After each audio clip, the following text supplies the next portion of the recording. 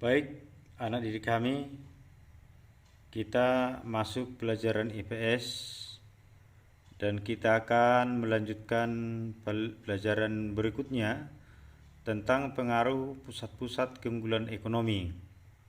Sebelumnya kita sudah membahas tentang persaingan ya sebagai momentum untuk keunggulan.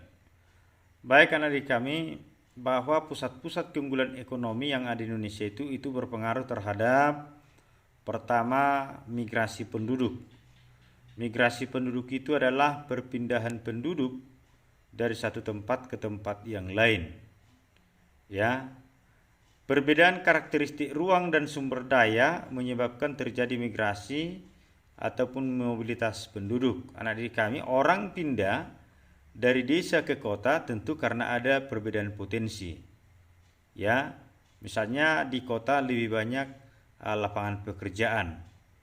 Kira-kira seperti itu. Jadi ada misalnya pertambangan baik emas maupun tambang minyak ya, sebagaimana kita bahas sebelumnya, tentu orang akan berpindah ke sana. Ya, jadi terjadi migrasi. Perpindahan penduduk dari satu tempat ke tempat yang lain.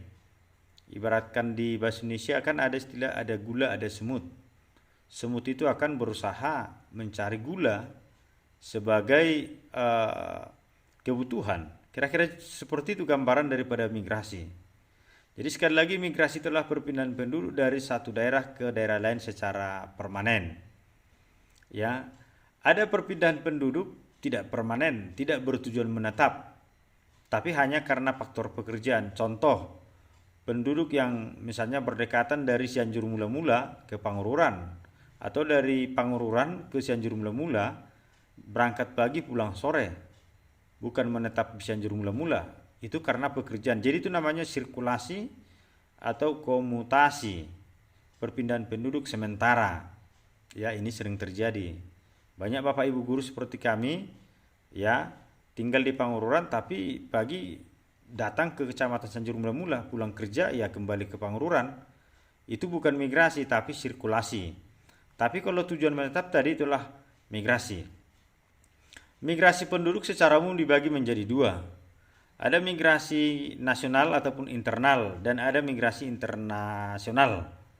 Ya, kalau migrasi internal ataupun nasional, perpindahan itu di dalam satu negara, tidak melewati batas-batas negara. Misalnya dari Singkam pindah ke Jakarta, atau merantau ke Jakarta, merantau ke Papua.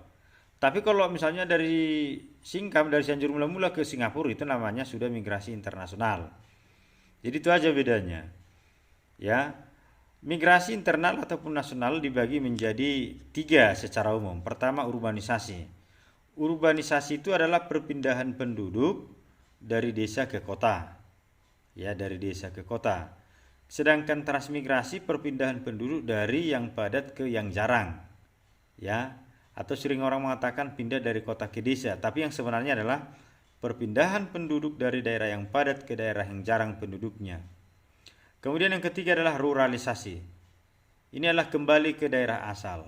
Jadi misalnya dulu dari Cianjur Mula-Mula merantau ke Jakarta, ya, karena sesuatu hal akhirnya kembali ke Cianjur Mula-Mula. Itu namanya ruralisasi, kembali ke daerah asal.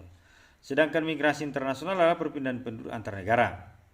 Ini dibagi dua, emigrasi dan imigrasi. Imigrasi itu adalah perpindahan ya penduduk dari luar negeri ke dalam negeri. Jadi dia bertambah, masuk. Sedangkan emigrasi perpindahan penduduk dari dalam negeri ke luar negeri. Jadi itu keluar ya.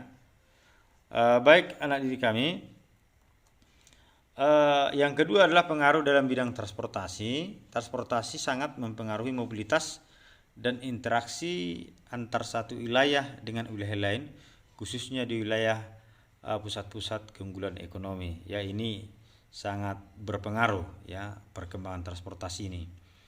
Kemudian lembaga sosial ekonomi, ini maksudnya adalah bahwa akan muncul pusat-pusat kegiatan ekonomi di sekitar wilayah pusat-pusat ekonomi itu sendiri.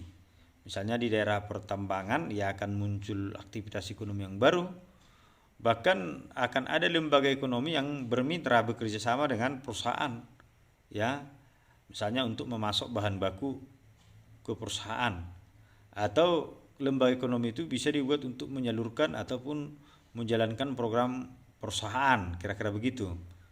Kemudian pendidikan. Pendidikan ya bagian terpenting dari pembangunan nasional. Sumber daya manusia yang berpendidikan akan menjadi modal utama pembangunan nasional, terutama untuk pembangunan ekonomi. Jadi modal utamanya adalah pendidikan. Ya, mudah-mudahan ya pendidikan kita terus meningkat sehingga kita tidak tergantung pada negara lain ya untuk mengelola sumber daya yang ada di Indonesia. Kemudian yang terakhir adalah pengaruh dalam bidang pekerjaan.